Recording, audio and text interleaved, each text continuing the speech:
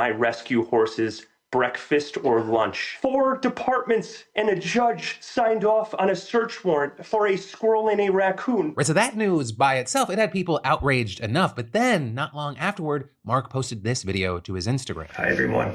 I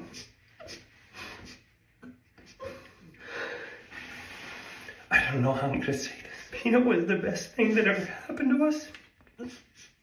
And we got confirmation that they put him down. Please continue to help us raise money for the ongoing legal battles and for our nonprofit so we could keep Peanut's name alive. So according to the state, Peanut bit one of the investigators during the raid, and so to test Peanut and Fred for rabies, the state euthanized both animals. And so, all of that, it happened last week, and it's been so long that I normally wouldn't cover a story that old. But then, because this is the United States of America, politics got involved. With Trump's campaign blaming what he called Democrat bureaucrats for needlessly murdering Peanut. And Elon Musk writing, the government should not be allowed to barge into your house and kill your pet. That's messed up. And adding, vote for Peanut, for liberty, for freedom. They'll let in 600,000 criminals across our border. But if someone has a pet squirrel without a permit, they go in there and kill the squirrel. They took the squirrel and murdered it for no reason at all. They murdered Peanut the squirrel. Democrats in the New York state government murdered a squirrel. It is a microcosm of everything this election is about. So I know Don's fired up about Peanut the squirrel. He was like,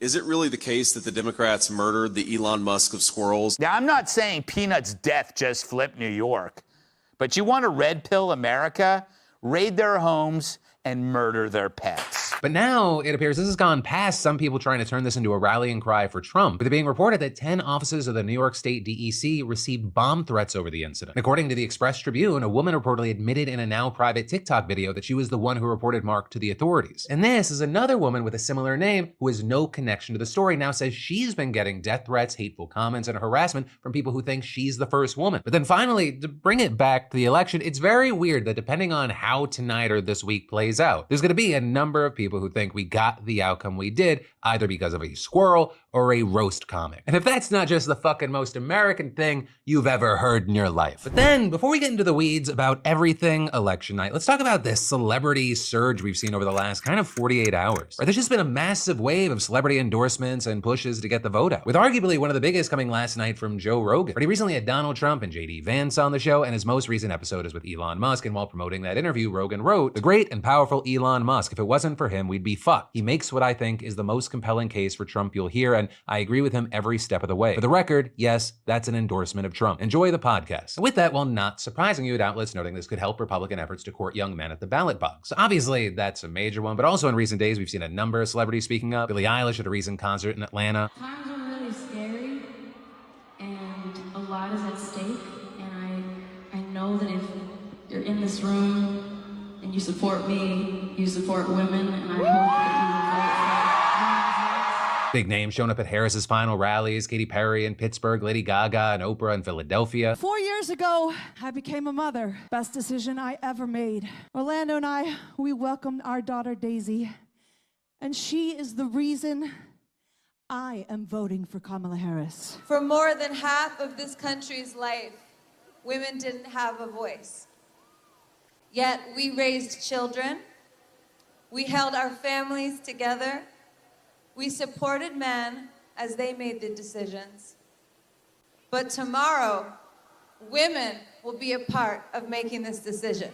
If we don't show up tomorrow, it is entirely possible that we will not have the opportunity to ever cast a ballot again. And then on top of those sorts of things, you had tons of people getting the vote out. With, for example, Taylor Swift, who previously endorsed Harris, writing to her followers yesterday, "Here's a friendly but extremely important reminder that tomorrow is the US election and your last chance to vote." And the list kind of goes on and on, but also it wouldn't be a celebrity story if there wasn't at least a little bit of backlash. And that is actually where Rihanna comes into play, right? Because yesterday she posted a reel joking about how she wished she could use her son's passport to sneak into the polls, adding "vote cause I can." And in her caption, she also wrote, "When protecting pussies and firing pussies can happen all in one vote." So with that, there were a number of people that were not a fan of that joke, and we started seeing some back and forths happen. Right, in response to someone who said we need to make America great again because people like Rihanna want to cheat to win, she said, "LOL, when y'all stop burning ballot boxes, come check me." Then when another person said she should be arrested for trying to vote illegally, Rihanna simply just hit him with a "shut up, Karen." When someone else posted a whole paragraph about border security and told Rihanna to stick to music, she said, "Where were you on January 6th, sis? Stick to your discounted crotch. We out here fighting for its rights." With it right now looking like some of the comment threads have since been removed, but they've still gone viral. But all of that is probably just a small taste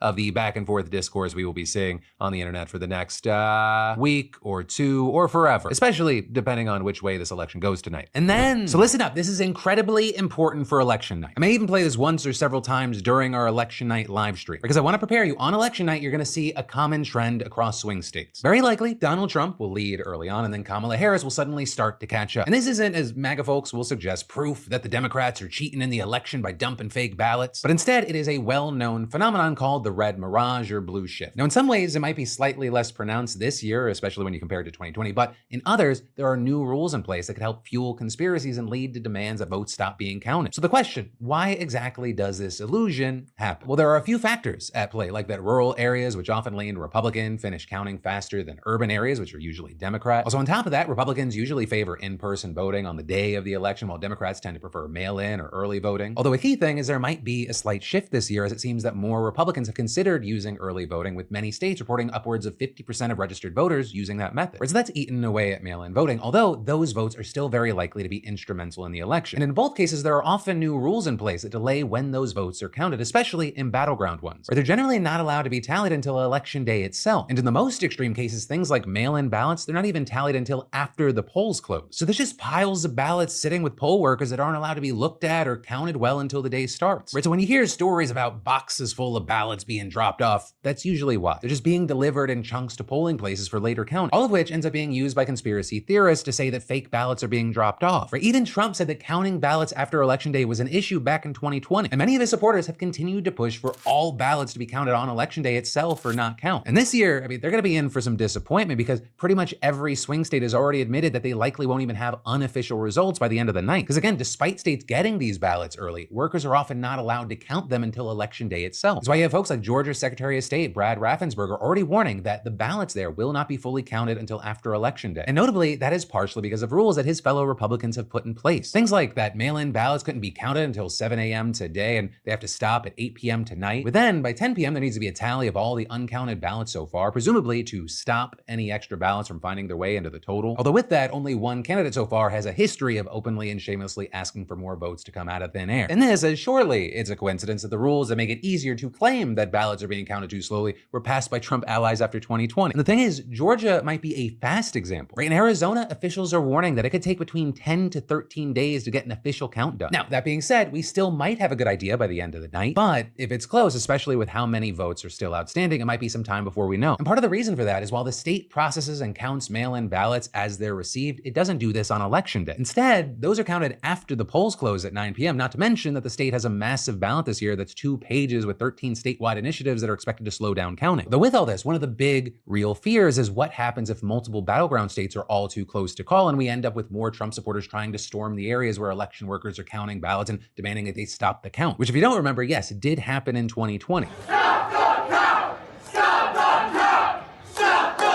And all of this is everyone is expecting a legal mess. I mean, Trump and his team have long been preparing themselves to fight contested elections, and in many cases have already done so. Like in Pennsylvania, for example, where the state Supreme Court ruled that people with rejected mail-in ballots are allowed to vote provisionally, with that getting sent all the way to the US Supreme Court, which ruled on Friday that those rules could stay in place. And in some ways, situations like this could make 2024 fundamentally different from 2020. Right? There are new laws in places across the country that expedite and streamline these election-related lawsuits, which is generally seen as a good thing, because the last thing anyone wants is a repeat of 2020. Or, I mean, even 2000, where the Supreme Court stepped in with one of its most controversial decisions ever and forced Florida to stop counting ballots to give Bush the win. And so that actually kind of brings us full circle. The demand that states stop counting ballots, it's not without precedence, and it clearly can be game-changing. So in a zero-sum way, and understand I'm being very specific there, it makes strategic sense why Republicans would want to set up election rules so that things like mail-in voting are counted later and slowed down. Right? One, if those votes could be ignored, it'd be a massive win for them. And two, even if they don't win any lawsuits to block the votes from being counted later, even casting the doubt about them, it's clearly done irreparable damage to our democracy. And so again, I just want to make sure that everyone was aware of this. So please share the word for the full video explanation that I just gave. I got a link in the description that you can send out as well. And honestly, it's just about getting information there. I don't give a shit if you rip that video and post it somewhere. Because there's no reason to believe that the misinformation that people are throwing around out there right now is going to stop or slow down. But then, taking a quick break from the news, I gotta say, it has been fun for me to learn about how you guys are using your SeatGeek winnings. From concerts and Broadway shows to sporting events, our weekly SeatGeek $500 giveaway lives on, and you beautiful bastards are crushing it. Also, for the uninitiated, SeatGeek is the #1 rated live event ticketing app with over 28 million downloads and access to a wide array of entertainment to get you and a loved one out of the house. Right? My